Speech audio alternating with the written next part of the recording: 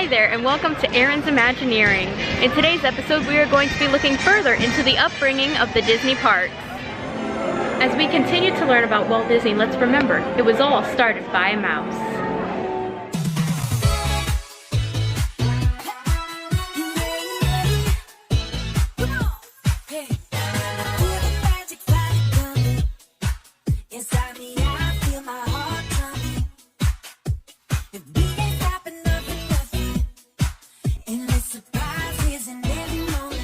Well, come to this happy place. It's such a magical surprise. Here we go. It's such a magical surprise. Here we go. Before diving into the history and rise of the Disney parks, let me give you a recap from the last video about Walt Disney's history. Walt was born on December 5, 1901 in Chicago, Illinois. Before moving to Kansas City, Walt grew up on the family farm in Marceline, Missouri, where his life officially began. Instead of being in the army, Walt drove an ambulance around France for no more than a year before coming back home and dreaming of becoming an artist. Walt's new cartoon career created Oswald the Lucky Rabbit, but eventually lost the character and many of the original artists through a contract loophole. Being at rock bottom, on a train ride home to California from a trip to New York, Walt created Mickey Mouse, a character of his own who brought in the money, the audience, and the fame which saved the day. Walt experienced different storytelling elements and art styles through this success, creating the Silly Symphonies, a series of animated shorts. After these successes, Walt had a breakdown, which halted many ideas in the works. With no time to waste, Walt and his wife went on a vacation, and when they returned, he was ready to work on many new projects. These projects consisted of Mary Poppins, and then later Snow White and the Seven Dwarfs, which truly began the Disney Company's success. Roy, Walt's brother, created his own distribution company known as Buena Vista, which would distribute all Disney films from then on. With the company finally achieving a long period of stability, Walt became interested in a Disney amusement park concept. Walt envisioned an amusement park where his cartoon characters could come to life and interact with the visitors. He also wanted a park that catered to the entire family. The stereotypical American amusement park was not what Walt had in mind. How about you tell him, Walt? Well, it came about when my daughters were very young, and Saturday was always Daddy's Day with the two daughters. So we'd start out and try to go someplace with, different things, and I would take them to the merry-go-round, and I took them different places, and as I'd sit there while they rode the merry-go-round, did all these things, I felt that there should be something built, some kind of an amusement enterprise built where the parents and the children could have fun together. The uniqueness of this concept was because it was initially difficult for Walt to get support. He struggled to find a location and sufficient funding. Disney once said, "I could never convince the financiers that Disneyland was feasible because dreams offered too little collateral." With limited finances, Walt had to find affordable land and fast. It was also important that his park be located near a major highway. In August of 1953, Disney and his partners selected a 160-acre orange grove in Anaheim, California, to be the site and home of Disneyland. It takes a lot of money to make these dreams come true. We had everything mortgaged, including my family. I started with many ideas, threw them away, started all over again. And eventually it evolved into what you see today as Disneyland. But it all started from a daddy with two daughters wondering where he could take them, where he could have a little fun with them too. As Walt said, The park means a lot to me. It is something that will never be finished, something I can that I can keep developing and adding to.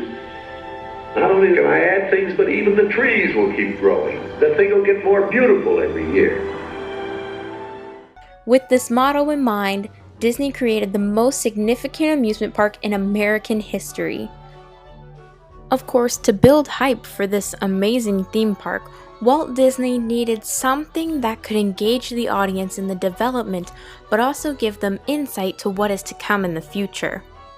To this idea, Walt Disney created a Sunday night TV show called The Wonderful World of Color, which entailed much more than just amusement park information. It had cartoons, music, and TV shows to enlighten the guest on what all the Disney company can produce.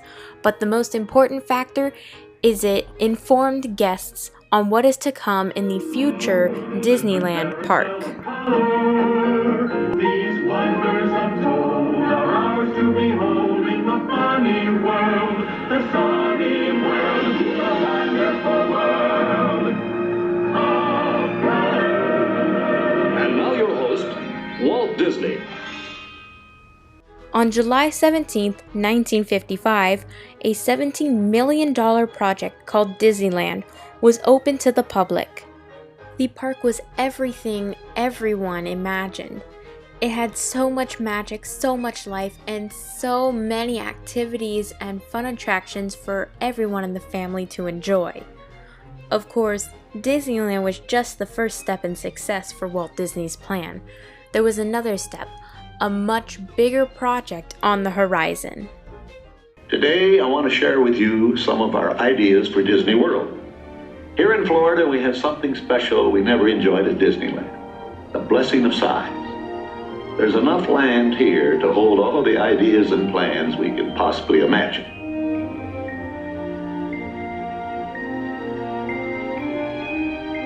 Everything in this room may change time and time again as we move ahead. But the basic philosophy of what we're planning for Disney World is going to remain very much as it is right now. We know what our goals are. We know what we hope to accomplish. And believe me, it's the most exciting and challenging assignment we've ever tackled at Walt Disney Productions. Disney World was most certainly an ambitious idea. It took many creative people to bring it to life. Many years and hard hours of work went into developing Disney World. Everything was going great until tragedy struck. Walt Disney passed away on December 5, 1966, from complications due to lung cancer.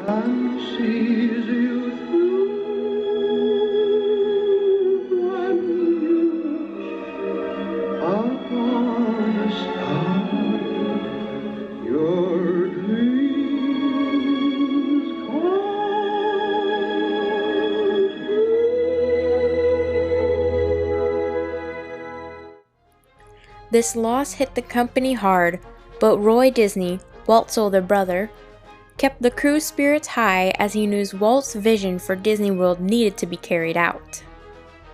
Of course, not much is needed to be said, as after that, history played out.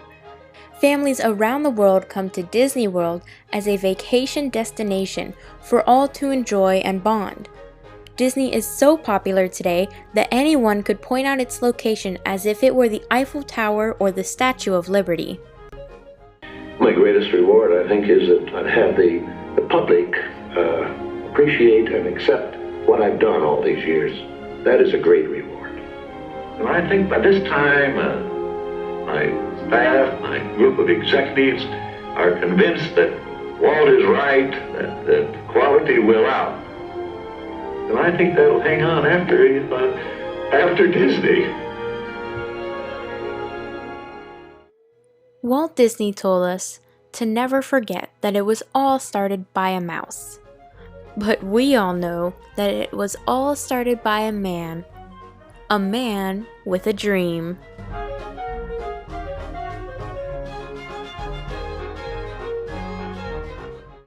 As you can see, there is much to Walt Disney's history, and this was just the short version. In next episode, I will be talking about the Imagineering of Disney World. If you enjoyed today's episode and are looking forward to the future series, don't forget to hit the subscribe button and the bell icon to be notified for more videos. Have a magical day and I'll see you next time. Bye! To all who come to this happy place,